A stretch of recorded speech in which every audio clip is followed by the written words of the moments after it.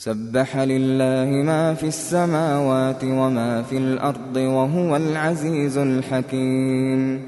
هو الذي أخرج الذين كفروا من أهل الكتاب من ديارهم لأول الحشر ما ظننتم أن يخرجوا وظنوا أنهم مانعتهم حصونهم من الله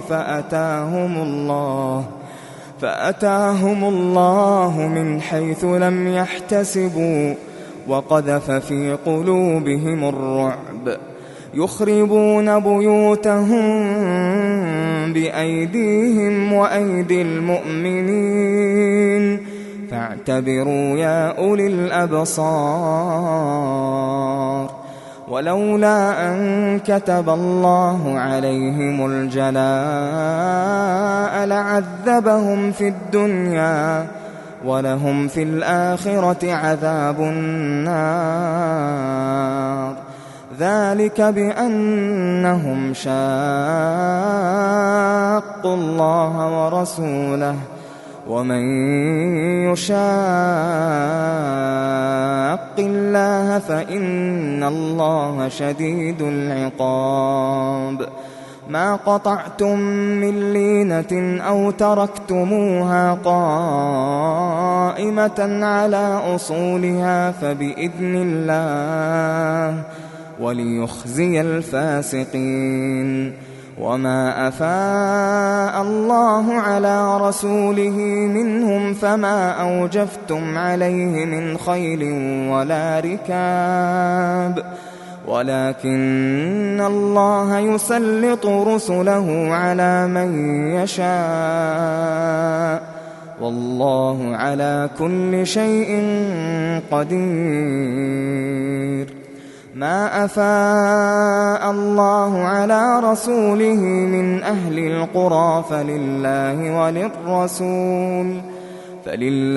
وللرسول ولذي القربى واليتامى والمساكين وابن السبيل كي لا يكون دولة بين الأغنياء منكم. وما آتاكم الرسول فخذوه وما نهاكم عنه فانتهوا واتقوا الله إن الله شديد العقاب. للفقراء المهاجرين الذين أخرجوا من ديارهم وأموالهم يبتغون فضلا من الله ورضوانا وينصرون الله ورسوله أولئك هم الصادقون. والذين تبوأوا الدار والإيمان من قبلهم يحبون من هاجر إليهم ولا يجدون في صدورهم حاجة مما أوتوا ويؤثرون على أنفسهم ولو كان بهم خصاصة ومن يوق شح نفسه فأولئك هم المفلحون. والذين جاءوا من بعدهم يقولون ربنا اغفر لنا ولإخواننا الذين سبقونا بالإيمان ولا تجعل في قلوبنا غلا للذين آمنوا ربنا إنك رؤوف رحيم. ألم تر إلى الذين نافقوا يقولون لإخوانهم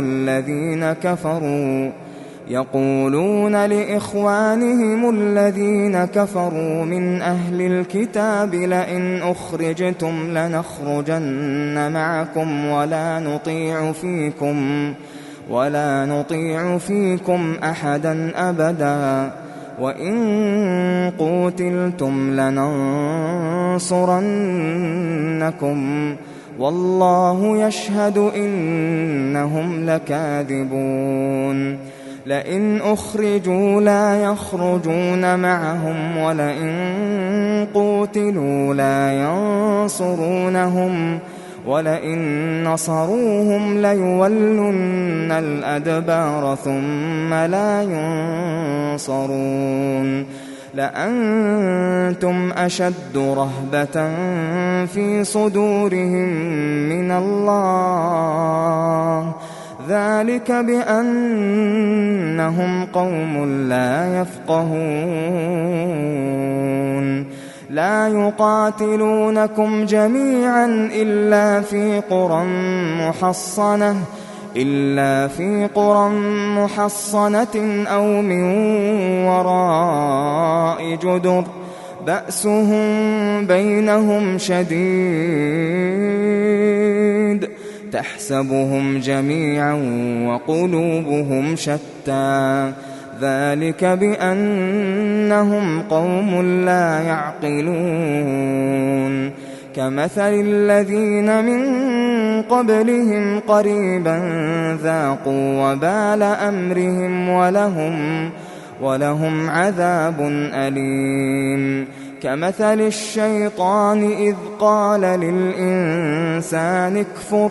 فلما كفر قال إني بريء منك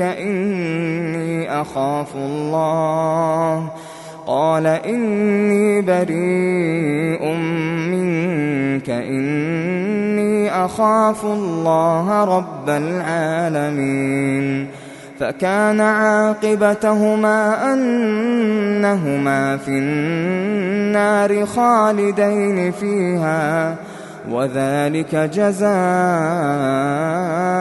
الظالمين يا أيها الذين آمنوا اتقوا الله ولتنظر نفس ما قدمت لغد واتقوا الله إن الله خبير بما تعملون ولا تكونوا كالذين نسوا الله فأنساهم أنفسهم أولئك هم الفاسقون لا يستوي أصحاب النار أصحاب الجنة هم الفائزون لو أنزلنا هذا القرآن على جبل لرأيته خاشعا متصدعا من خشية الله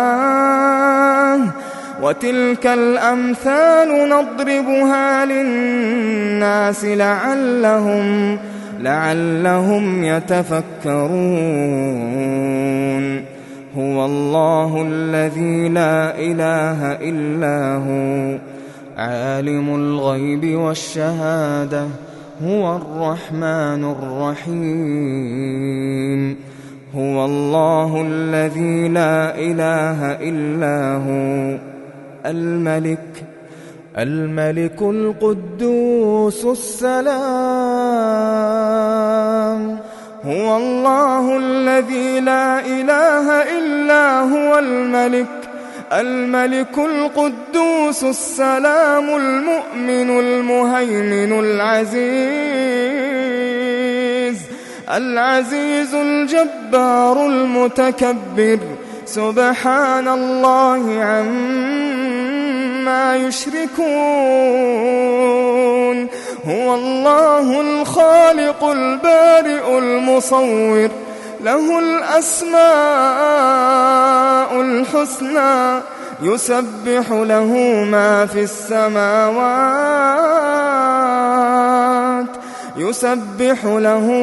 في السماوات والأرض وهو العزيز الحكيم.